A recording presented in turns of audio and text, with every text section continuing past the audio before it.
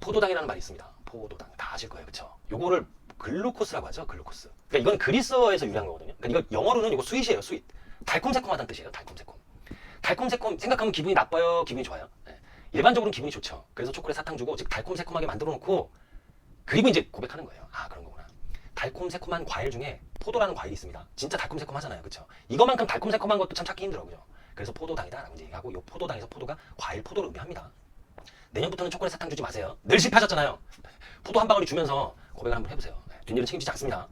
포도당이 분해되면 뭐가 돼요? 피로 부산이라는 게 됩니다. 피로 부산으로 분해하는 이유가 뭐예요? 그럼 ATP라는 에너지를 생성한다, 추출한다 이런 표현을 하고, 요 ATP 갖고 뭐 하냐면 기계적 에너지, 즉 운동도 하고 공부도 하고 일도 하고 하는 거 아니에요? 그 다음에 체온을 유지한다, 열 에너지를 만드는 거죠. 아, 그런 거구나. 그래서 포도당을 피로 부산으로 분해하는구나. 그러면 과정이 있을 거예요. 포도도 껍질을 까야 되고 씨를 뱉어야 되고 뭐 여러 과정이 있듯이 포도당을 피로 부산으로 분해하는 과정이 있을 거예요, 그렇죠? 크게는 3단계, 작게는 2단계 뭐 이렇게 이제 공부를 하는데, 어쨌든 중요한 건 뭐냐면 첫 번째 단계가 존재한다는 거예요. 그 단계가 뭐냐면 인산과당이라는 걸로 일단 만듭니다. 분해하는 거예요. 그 다음에 이 인산과당이 이인산과당이 돼요. 이게 거의 첫 번째 단계예요. 그러면 여러분들 보시면 알겠지만 인산과당이 이인산과당으로 저절로 되진 않을 거예요. 그러므로 ATP라는 에너지를 써야 돼요. 에너지를 써서 이렇게 변환시킨단 말이에요. 그리고 이 에너지를 쓰는 주체가 있을 거예요. 그걸 뭐라고 하냐면 우리가 효소다라고 얘기하는데, 그럼 이 효소도 이름을 붙여줘야 되잖아요. 이름을 붙이려니까 인산과당, 인산이 포스포입니다. 포스포, 공부하신 분들은 다 아실 거예요. 그 다음에 과당은 플럭토즈라 그래요. 그래서 플럭토, 그 다음에 효소니까 키나제, 키나제. 그래서 포스포 플럭토 키나제, 그래서 PFK라고 우리가 공부를 하는 거예요. PFK. 그러니까 이 PFK라는 놈이 이 과정에 개입을 하는데 ATP를 사용한단 말이에요. ATP를 사용한다는 얘기는 얘를 분해한다는 얘기인데, ADP와 P로 분해한다는 얘기고, 이 인산을 여기에 결합시켜서 이 인산이 된다 이런 거 아니에요? 아, 그런 거구나. 근데 이게 지금 해당 과정이잖아요. 해당 과정. 이거 써볼까요? 아주 중요한 얘기죠. 이거 여러분 다 아실 거예요. 해당 과정이란 말이에요. 그러면 이 PFK가 활성화될 때도 있고 좀 억제될 때도 있을 거예요, 그렇죠? 그러면 이게 활성화될 때는 언제냐?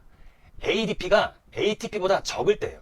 적을 때는 ATP가 적다고 생각하고 이 과정을 막 활성화시켜요. 근데 PFK라는 효소가 억제되는 순간, 이런 순간은 어떤 순간이냐? ATP가 충분할 때는 해당 과정 굳이 가동시키지 않아도 될 것 같은데, 즉 ADP에 비해서 상대적으로 ATP가 많을 때, 이럴 때는 언제냐면 미토콘드리아에서 기지를 사용해가지고, 미토콘드리아에서 호흡기지를 사용하는 거예요. 미토콘드리아에서 호흡기지를 사용한다? 그래서 ATP를 많이 만든다? 그런 건 뭐 어떤 과정이냐면 지방을 많이 사용하는 거예요. 지방. 베타산화라는 과정을 통해서 미토콘드리아에서 ATP를 많이 생산하잖아요? 그러면 PFK는 ATP가 많으니까 이 해당 과정 굳이 많이 돌리지 않아도 되겠다 하고 억제된단 말이에요. 그러면 글리코겐이라는 거 있잖아요. 글리코겐. 간과 근육에 저장되어 있는 탄수화물의 합성 형태, 포도당이 결합된 형태를 글리코겐이라고 하니까, 그러면 얘를 많이 쓰지 않을 거란 말이에요. 그러면 얘는 좀 절약되는 효과가 있겠네. 그러니까 유산소 운동 능력이 좋은 사람들, 즉 유산소 운동에 적응된 사람들, 화면 조금 나갔는데, 유산소 운동 능력이 좋은 사람들 있잖아요. 이런 사람들은 탄수화물을 많이 쓰겠어요? 지방을 많이 쓰겠어요? 심폐지구력이 좋은 사람들은 아무래도 동일한 강도에서 지방을 많이 쓸 거고, 그러면 미토콘드리아에서 이 지방이라는 호흡기지를 가지고 ATP를 많이 만들 테니까 PFK 같은 경우에는 활성이 저하되겠죠. 그러니까 이런 거네. 이 유산소 운동 능력이 좋은 사람들은 일단은 PFK라는 활성이 감소될 거고, 그쵸? ATP가 많을 테니까. 그리고 ATP는 지방이라는 호흡기질, 즉 에너지 기질을 사용해서 ATP를 만드는 거니까 글리코겐, 즉 탄수화물을 쓸 필요가 없잖아요. 그러니까 글리코겐 쓰는 양, 요건 좀 감소할 거다라는 얘기죠, 그쵸? 그런 거구나. 그러니까 요 효소 같은 거 이렇게 암기하지 마시고 요런 과정들을 좀 공부하면 저절로 이해가 되면서 암기가 된다라는 게 제 생각이에요. 그리고 내년에는 사탕 초콜릿 말고 포도 한 바구니, 저는 항상 여러분들 편입니다.